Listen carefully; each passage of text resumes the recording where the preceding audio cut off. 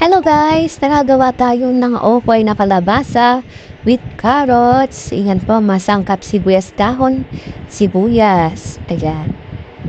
Gatgarin lang po natin na maliliit guys yung carrots and then yung kalabasa. After natin gatgarin po, bahala na kayo kung gaano kaliit. Yan po is ihalo na natin sa itlog, pamintang durog, yung pino po, sibuyas at sibuyas dahon. At asin po, yan, 1 teaspoon whole or depende sa inyo kung gaano kaalat ang gusto ninyo or mas konti doon. And then po, pagpalasa, magic sarap.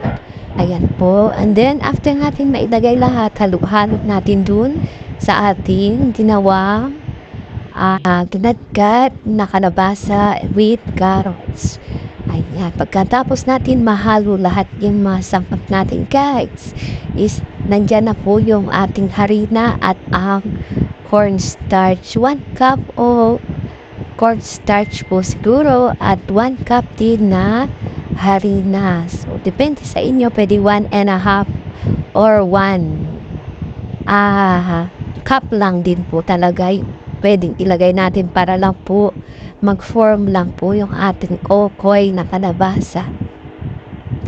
Ayan, ihalo lang po natin lahat yung cornstarch at harina na ma-absorb ng ating kalabasa at carrots.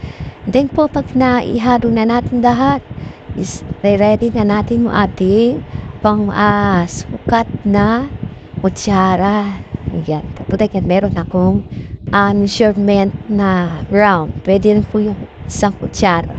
Kung napalapad or parang kung gusto nyo, forma katulad po nito, ayan.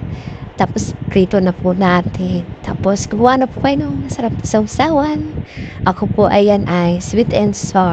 Enjoy and thank you for watching!